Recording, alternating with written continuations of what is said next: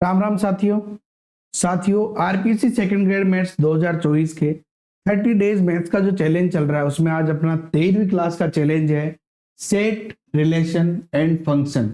साथियों one shot एक ही class में टीवाई की सॉल्यूशन अपन समझ लेंगे और समुच्चय संबंध एवं फलन मैथ्स की तैयारी हम कर रहे हैं क्योंकि हम कर रहे हैं साथियों तैयारी जीत की सिलेक्शन के लिए हम पढ़ रहे हैं। कल ही मेरे एक मैसेज आया कि सर यार सामान्य शिक्षा के लिए तो आप पढ़ा रहे हो, संस्कृत डिपार्टमेंट के लिए भी पढ़ाओ। तो यार सिंपल सी बात समझो, चाहे सामान्य शिक्षा हो या संस्कृत डिपार्टमेंट हो, सेकंड ग्रेड का सिलेबस लगभग सेम है, लगभग सेम प्रकार के प्रश्न आते हैं। इसीलिए आप संस्कृत डिपार्टमेंट की जो दिसंबर वाला एग्जाम है उसकी तैयारी कर रहे हैं तो उसके लिए भी पढ़ा रहा हूं मैं। इसीलिए क्लासें बिल्कुल भी बंक ना करें आप लोग। अगर आपको सिलेक्शन चाहिए तो लगातार रोज शाम को 8:15 पर ये क्लासें देखे पढ़े और मैथ सीख कर करें तैयारी जीत की। चलिए अपन भी शुरू करते हैं तैयारी जीत की पहले प्रश्न के साथ में। पहला प्रश्न आपके मोबाइल स्क्रीन पे ये कह रहा है कि यदि S A B C D E हो तो एस के ऐसे उप समुच्चयों की कुल संख्या जो सी रखता है डी नहीं रखता। अच्छा, उप समुच्चयों की कुल संख्या कितनी होती है? फॉर्मूला क्या होता है? उप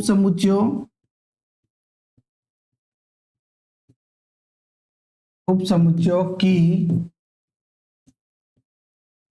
कुल संख्या, इसका फॉर्मूला क्या होता है? 2 की पावर n, जहां n क्या है साथियों? n है एलिमेंट, नंबर ऑफ एलिमेंट, यानी कि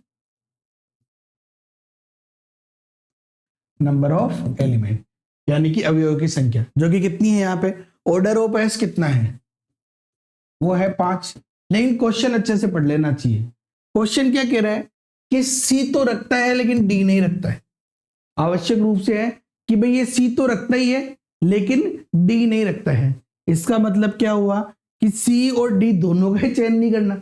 जब डी को तो लेना ही नहीं, उसको तो घर रहने दो, और सी कंफर्म आएगा तो दोनों के बारे में क्या सोचे। तो हमारे पास नंबर ऑफ एलिमेंट एन कितना आ गया जिनका चयन करना है? 3 का, यानी कि हमारे पास अवयव की संख्या कितनी हो गई?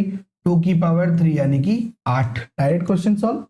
यानी एग्जाम में पता है आपको इतनी मेहनत नहीं करनी पड़ेगी। इस क्वेश्चन को शॉर्ट में कैसे सॉल्व करोगे आप लोग? बहुत इजी है। टोटल नंबर 5 है, उनमें से सी और डी को नहीं लेना है। कितने बचे? 3, तो सीधा 2 की पावर 3 यानी 8। शॉर्टकट में सिलेक्शन हो गया आपका।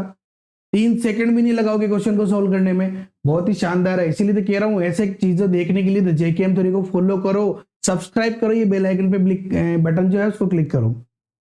अगला प्रश्न देखो, माना समुच्चय ए 3, 6, 9, 12 में से एक संबंध है जहां आर हमें संबंध दे रखा है 3, 3, 6, 6, 9, 9, 12, 12, 6, 12, 3, 9, 3, 12, 3, 6।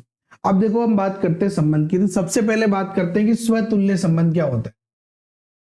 स्वतुल्य जो कि ए रिलेशन ए के साथ, यानी कि ए का खुद ए से रिलेशन हो, यानी कि प्रत्येक अवयव का खुद से रिलेशन होना चाहिए, तो वह स्वतुल्य होता है। 3 का 3 से है, 6 का 6 से है, 9 का 9 से है और 12 का 12 से, यानी कि ए रिलेशन ए है। इसका मतलब है कि ये स्वतुल्य संबंध है।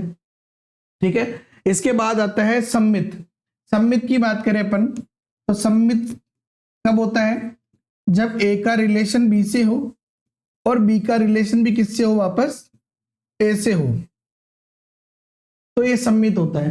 तो यहां पे देखो 6 का रिलेशन तो है 12 से, 6 का रिलेशन तो है 12 से, क्या वापस 12 का रिलेशन 6 से भी है? क्या रे भैया दिख रहा है क्या? कहीं पे 12 6 दिख रहा है क्या? नहीं है, यानी कि 12 का 6 से नहीं है, क्योंकि यहाँ पे ए रिलेशन बी है लेकिन बी रिलेशन ए नहीं है। इसका मतलब है कि ये सम्मित नहीं है। तीसरा आता है संक्रामक। संक्रामक क्या बोलता है? संक्रामक कहता है कि अगर ए का रिलेशन बी से हो, बी का रिलेशन सी से हो और ए का रिलेशन भी अगर सी से आपको मिल जाए तो वो संक्रामक होता है। तो यहां पे देखो 3 का रिलेशन 6 से है, 3 का रिलेशन है 6 से, 6 का रिलेशन है 12 से, ये रहा 6 का रिलेशन 12 से। तो क्या 3 का रिलेशन 12 से भी दिया हुआ है क्या? तो बिल्कुल दे रखा है, ये रहा 3 का रिलेशन है 12 से। इसका मतलब a relation B, B relation सी और ए रिलेशन सी है, तो ये क्या हो जाएगा? संक्रामक हो जाएगा। यानी सम्मित तो नहीं है, सम्मित नहीं है, क्या है? तो स्वतुल्य और संक्रामक, यानी ऑप्शन नंबर 4 हमारा आंसर हो जाएगा। केवल स्वतुल्य और एक संक्रामक संबंध है। ओके साथियों, बढ़िया प्रश्न आया है। अगला प्रश्न 2022 के प्रश्न ये सारे, सारे इंपोर्टेंट क्वेश्चन है। आज भाई समुच्चय दे रखा है 1/3, 4/11, 3/8, 8/21 का लिमिट पॉइंट क्या है। देखो अब क्या हो रहा है, ऐसे प्रश्नों को घुमा दिया गया है ना, थोड़ा स्पेशल रूप से इनको बताया गया है। तो अपन क्या करते हैं, विषम स्थान के जो अंक है 1/3, 3/8, क्यों, क्योंकि 1, 4, 3, 8 क्रम ही नहीं बैठ रहा, जबकि 1, 3, 5, 7, 4, 8, 12 क्रम बैठ जाएगा।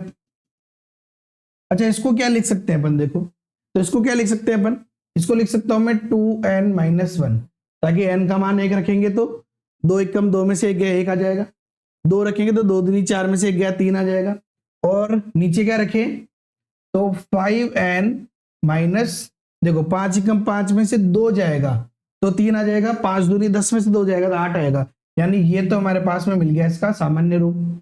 इधर भी देखते हैं तो 4/11, 8/21, इसमें क्या हला सकते हैं अपन, तो ऊपर तो कंफर्म, अगर 1, 2 और ये रखेंगे यानी कि 4 लिखना पड़ेगा तो 4n हो गया, n का मान 1 रखोगे तो 4 आ जाएगा, n का मान 2 रखोगे तो 8 आ जाएगा, n का मान 3 रखोगे तो 12 आ जाएगा। तो नीचे भी ऐसा ही कुछ देखो, अगर n का मान 1 रखे तो 11 कब आएगा, जब 10 होगा, 10 एकम 10 और 1 11, तो 10n+1 ये हमारे पास में इसका सामान्य रूप हो जाएगा।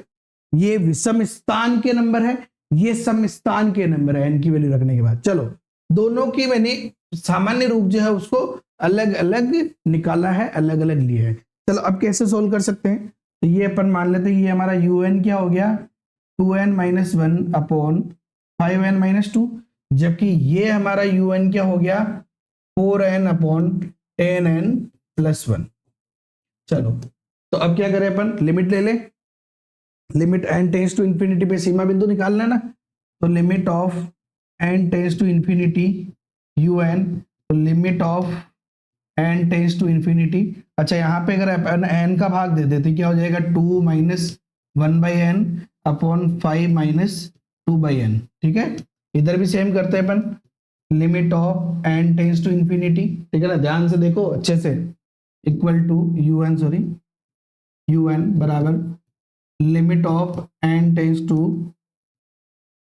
इंफिनिटी, खुद भी सोल्व किया करो मेरे साथ साथ में, n का भाग देंगे 4/10 प्लस 1/n। चलो n टेंस टू इंफिनिटी है तो रखे अपन यहाँ पे, तो ये तो क्या आ जाएगा हमारा 0 0 यानी कि 2/5, ये तो आ गया हमारा 2/5, और ये क्या आ गया हमारा 4/10, जिसमें भाग देंगे तो 2/5 आ गया, तो दोनों से हमारा क्या आंसर आया 2/5। इसका मतलब हमारा जो सीमा बिंदु है वो क्या आ जाएगा 2/5। इस प्रकार से हम कितना आसानी से इस प्रश्न को सोल्व कर सकते हैं, ठीक है ना, बहुत इजी वे में सोल्व कर सकते हैं साथियों, बहुत ही शानदार ये प्रश्न है साथियों। अगर सिंपल सी बात बता रहा हूं मैं आपको, अगर आपको सच में सिलेक्शन चाहिए, आप किसी भी चीज की तैयारी कर रहे हो, रीट 3rd ग्रेड, पटवार 2nd ग्रेड सामान्य शिक्षा, संस्कृत शिक्षा विभाग, अगर आपको कुछ भी नहीं करना, JKM 3 पे जाओ, कोई सा भी कोर्स ज्वाइन आप कर सकते हो, 90% का भी वर्तमान में डिस्काउंट चल रहा है, ये ऑफर बार बार नहीं मिलते हैं, इसीलिए जल्दी से ज्वाइन कर लो।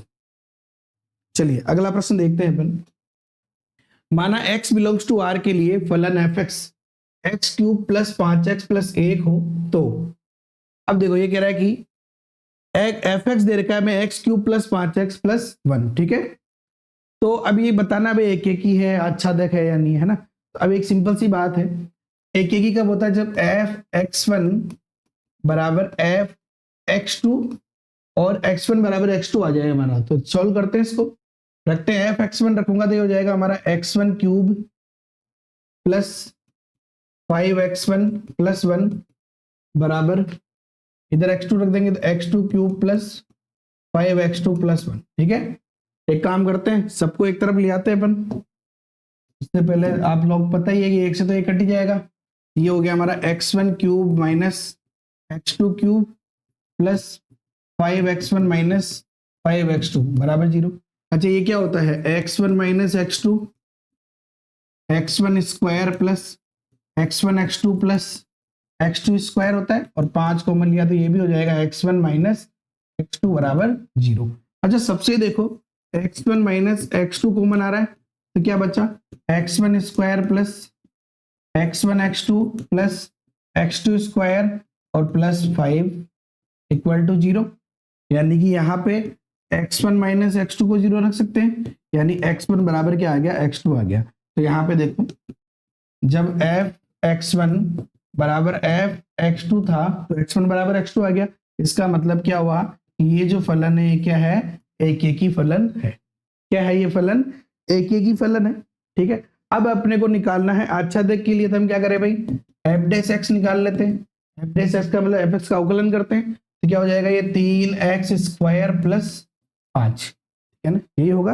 अच्छा अब एक चीज समझो, चाहे x का कोई सा भी मान हो, x का कोई सा भी मान हो, x के किसी भी मान के लिए क्या होगा, ग्रेटर देन 0 होगा। यानी ये क्या है, एक समान वर्धमान, एक समान वर्धमान है, एक समान वर्धमान है, और एक समान वर्धमान है तो एक एक ही होता है, आच्छादक भी होगा। आच्छादक, इसका मतलब ये क्या हो गया, एक एक ही आच्छादक हो गया। इसके लिए एक सिंपल सी बात है, अगर फलन में जो सबसे बड़ी घात है अगर वो घात विषम हो, घात अगर विषम हो और संबंध आर में दिया हुआ हो, अगर संबंध जो है वो वास्तविक संख्या आर में दिया हो और घात विषम हो, तो वो एक समान वर्धमान फलन होता है और वो एक एक ही आच्छादक होगा, यानी कि हमारा काम डायरेक्ट हो जाएगा। चलिए, तो यहाँ पे क्या होगा, एक एक ही और आच्छादक है, तो ये तो नहीं है, पहला ऑप्शन नहीं है, आज ये भी नहीं है, एक एक ही आच्छादक दोनों है, ऑप्शन नंबर 3 हमारा आंसर हो जाएगा। ठीक है ना, बहुत ही शानदार प्रश्न, एग्जाम में जब भी आता है रुला के जाता है। समुच्चय ए और बी दे रखा है अपने को, 2a² प्लस 3b² बराबर 35, ए बी जेड जहां पूर्णांक है, ये मिसप्रिंट है यहाँ पे, पूर्णांक संख्याओं का समुच्चय अवयवों की संख्या निकालनी। क्या करें, सिंपल सा प्रश्न है भैया कि 2a² प्लस 3b² बराबर 35। कभी कभी क्या है, सोल्व करने के लिए थोड़ा कहता है ना, सीधी उंगली से घी नहीं निकले तो टेढ़ी उंगली करनी पड़ती है, अपन डब्बा ही उड़ा देंगे, उल्टा कर देंगे, सबसे बढ़िया तरीका यही है। क्या करना है समझो, हमें ए का ऐसा मान सोचना है कि बी का मान अपना पॉजिटिव आ जाए ना, एक सिंपल से। अब एक समझो यहाँ पे स्क्वायर है, यानी हमें ऐसा मान सोचना है कि वो संख्या किसी संख्या का स्क्वायर हो, तभी तो b² को हम वापस वर्गमूल कर देंगे। तो समझो देखो, 35 से छोटी ऐसी कौन सी संख्या है जो किसी संख्या का वर्ग होती है, 35 से ऐसी कौन सी छोटी संख्या जो किसी संख्या का वर्ग होती है, जैसे 25 हो गया, तो 25 आना पॉसिबल है क्या, तो 25 आना पॉसिबल नहीं है, क्योंकि 10 किसी भी संख्या के वर्ग में 2 से गुणा करेंगे 10 नहीं आएगा। उसके बाद है 16, तो क्या 16 आना पॉसिबल है क्या, तो 16 कब आएगा, जब अपन 35 घटा देंगे। तो देखो अपन एक काम करते हैं ना, ए का मान रख के देख लेते हैं, ए बराबर अगर आप 1 रखोगे ए का मान, तो 1 दूनी 2 उधर जाएगा तो 33, 33 में 3 का भाग दोगे तो 11, तो 11 किसी भी संख्या का वर्ग नहीं है। 2 रख के देखते हैं, देखा तो प्लस माइनस 2 रख के देखता हूं मैं, तो 2 इंटू प्लस माइनस 2 का स्क्वायर प्लस 3b² बराबर 35, ये हो गया हमारा 2 का स्क्वायर, 4 दूनी 8 प्लस 3b² बराबर 35, यानी b² बराबर 35 माइनस 8, 3b² बराबर, तो b² बराबर हो गया ये अपना 27 हो गया, 27/3 यानी 9 हो गया। देखो किसी संख्या का वर्ग होता है, तो b बराबर आ गया हमारे पास प्लस माइनस 3, एक आंसर तो ये आ गया। ठीक है, 2 के बाद अब देखो 3 अगर रखते हैं अपन, तो 3 का स्क्वायर 9 दूनी 18, 18 जाएगा 35 में से, तो 17, 17 में 3 का भाग जाता ही नहीं है।